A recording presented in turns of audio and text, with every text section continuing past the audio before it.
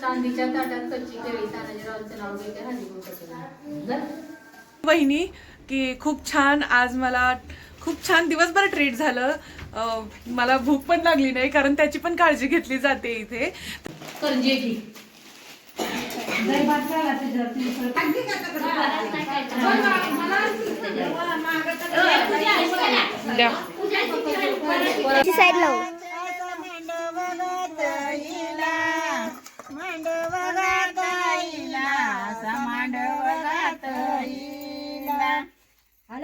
मांडवाचा प्यायाचा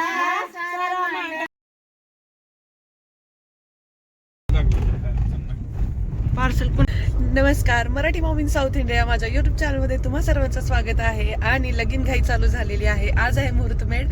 आम्ही पहाटे चाललोय सैलमहून आणि आता गावात चालले मी, नंतर लगेच वापस येणार आहे.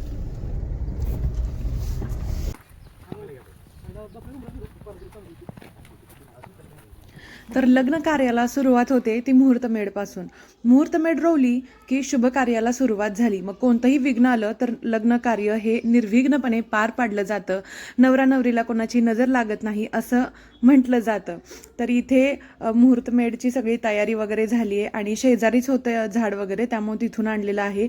त्याची पूजा वगैरे झालेली आहे आणि आता जाते पूजन आहे. नवरदेव ओके.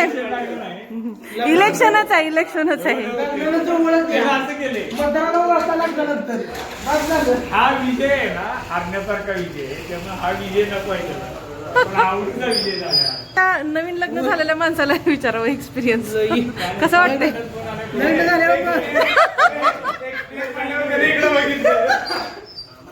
बरं, आता ही नवीन उमेदवार आहे, तुम्हाला कसं वाटतंय.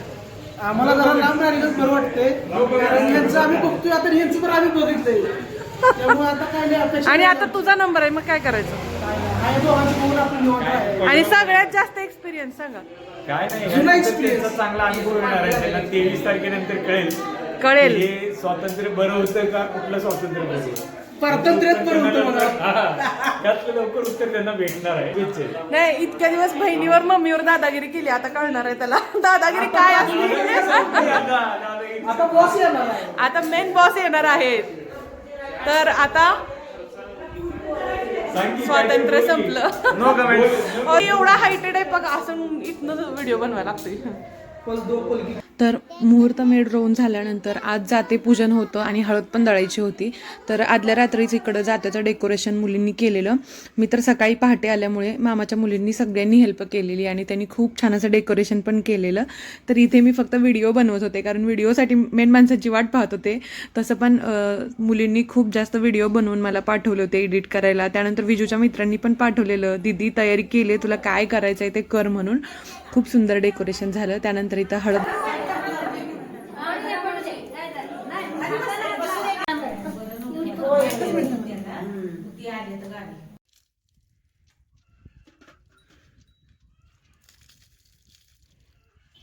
त्यानंतर मी आले मळ्यात. सकाळी नाश्ता वगैरे सगळं करून गेलेलो होतो आम्ही. लवकर स्वयंपाक वगैरे आवरला होता. दुपारी मळ्यात आल्यानंतर थोडीशी मदत केली मायाबांना. आज कामाला सुरुवात झालेली आहे आणि सुरुवात झाली आहे गऱ्याच्या लाडूंपासून. आणि इथं मी माय सानिका बसलोय. तर गारव्याला सुरुवात झालेली आहे. गारवा बनवायला सुरुवात, पहिला गऱ्याचा लाडू.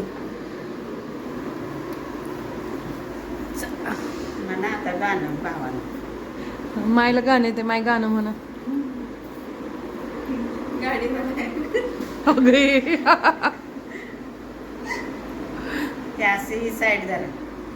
एवढा चला दि मायला.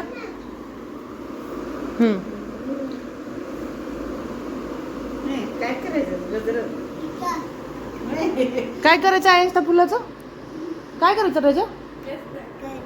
गजला कुठं लावायचं, गजला तिथं लावायचा. Thank you thank you. साक्षी दीदीला एक देऊन ये, साक्षी दीदीच्या बाळाला देऊन ये.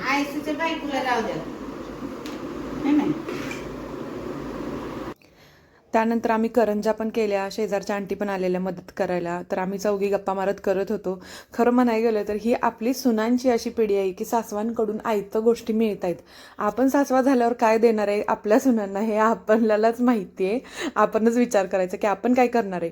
गावाकडून भाजीपाला असो, काही असो, मुलांना नातवंडांना काय खायला बनवून द्यायचं असू दे, लगेच माय आमच्या देत असतात. आणि आता तर पाय पण दुखत होता. गारवा म्हणत होतो ऑर्डर देऊया आपण, नाही म्हटलं तसं द्यायचं नाही, सगळं घरीच बनवायचं. आणि आमचा वाडा खूप जास्त मोठा आहे त्यामुळं जास्त द्यायला लागतो. तरी पण एवढ्या सगळ्या वस्तू आम्ही घरीच बनवल्या. त्यामुळे मी खूप लकी मानते स्वतःला की अशी सासू मला भेटली. लाल लाल का करायचं आहे ना केसरी ती मोतीचूर सारखं नको राहू दे. आपलं असंच ते चांगली दिसतात. उलट दिवाळीला केलंच का नाही तसंच करतो. आली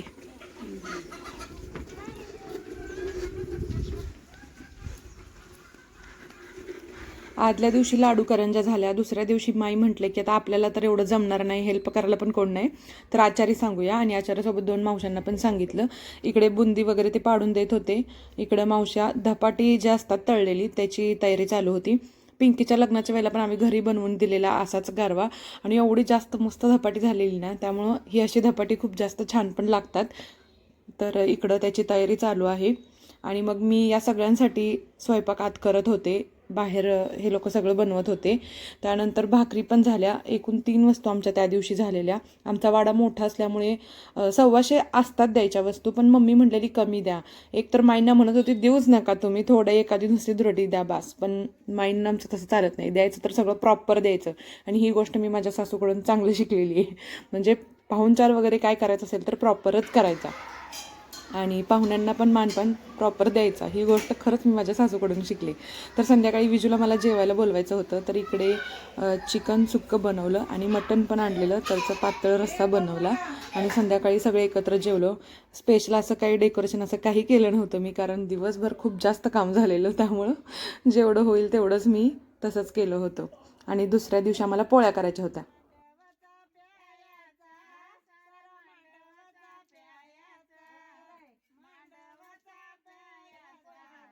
मांडवचा प्यायाचा चंदनवऱ्याच्या बापायाचा, चंदनवऱ्याच्या बापायाचा, नवऱ्याच्या बापायाचा, चंदनवऱ्याच्या बापायाचा.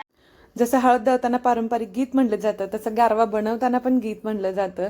तर इथे पारंपरिक गीताने सुरुवात झाली, जे की ही महाराष्ट्राची परंपरा आहे आणि कुठेतरी लोप पावत चाललेली आहे. पण हे जुने वगैरे काही जे असतील त्या गोष्टी आजही काही ठिकाणी पाहायला मिळतात.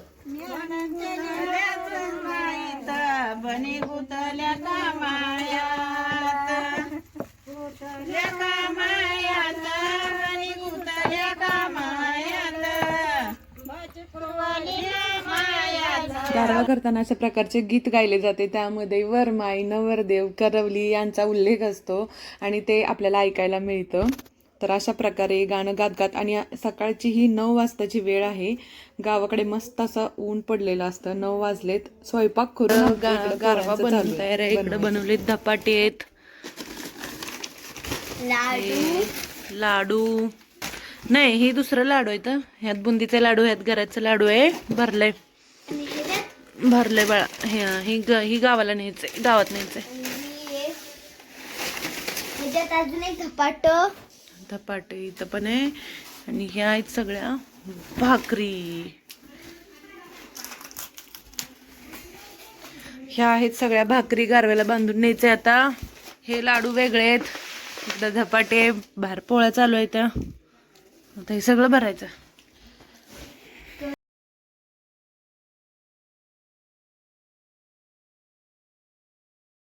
खुश.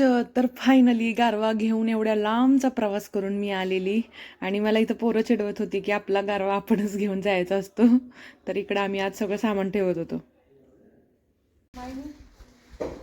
मम्मी म्हणाली 1 महिन्याची राहायला आल्या माझी पोरगी. किती सामान आहे बघ आता माझं.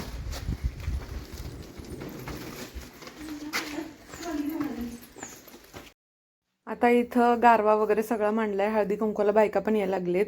आणि मी 2 दिवस आधी गारवा आणलेला. मोस्टली बांगड्याच्या दिवशी घेऊन येतात. गारवा, फुलपोशाख, दाराचे तोरण वगैरे आणून ठेवलेले, ते मांडायचं होतं. आणि इकडे उखाण्याचा कार्यक्रम सुरू झालेला. चांदीच्या ताटात कच्ची केळी तानाजीरावांचं नाव घेते हळदी कुंकू सुसत गोट नको पाटल्या नको नको सोन्याची सरी बाळासाहेबांबरोबर फिरते स्कूटीवर बरी बाळासाहेब कागदाच्या बाळासाहेब म्हणते झालं की सोडलीच नाही हे घ्या टोस्ट माझा टोस्ट गणपतीला आवडतात दुर्वा कृष्णाला आवडते तुळस पांडुरंगाचं नाव घेतं हळदी कुंकवाचा दिवस पांडुरंगाला आवडते उज्ज्वला म्हणा आणि सोडा कुमुदी घेतलं का आवरा लवकर तर अशा प्रकारे गारवा वगैरे सोडून झाल्यानंतर हळदी कुंकू द्यायचा कार्यक्रम चालू झाला आणि खूप जास्त लगबग चालू होती. टोटल 9 पदार्थ आम्ही बनवले होते आणि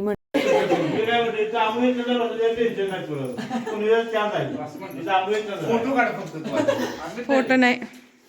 भावी उमेदवार किती आहेत ह्यातली आता 1 2 3 4 सध्या तर नंबरवर प्रतीक आहे. प्रतीकचा नंबर आहे आता.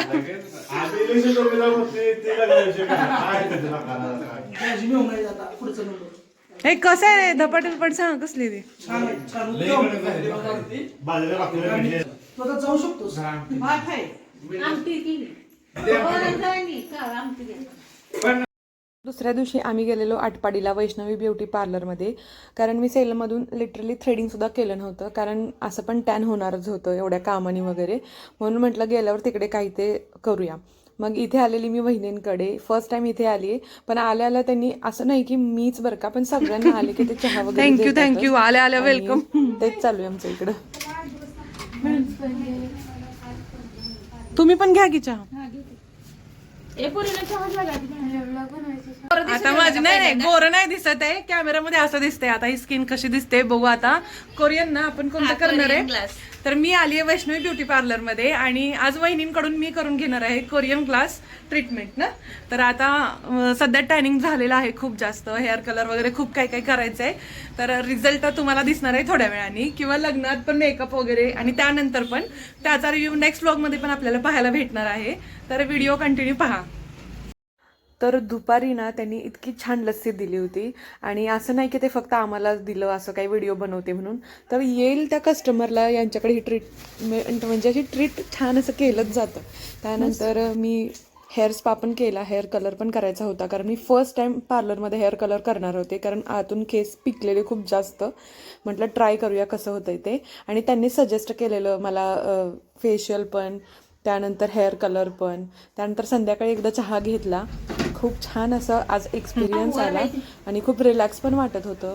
माझं फेसचं टॅनिंग थोड्या प्रमाणात आज तरी कमी वाटतंय आणि जो केसांचा कलर आहे त्या म्हटलं 1-2 वॉशनी कमी होईल. त्यानंतर जे टॅनिंग जास्त दिसत होतं किंवा मानेचं हे खूप कमी वाटत होतं त्यामुळे मला जरा रिलॅक्स वाटत होतं. तर मी सकाळी आलेले आणि अशा प्रकारे आजचा कोरियन ग्लोचा जो रिझल्ट आहे म्हणजे आता तरी मला छान वाटायला लागले. अजून नंतरचा अजून जो रिझल्ट आहे तो पण मी शेअर करेन.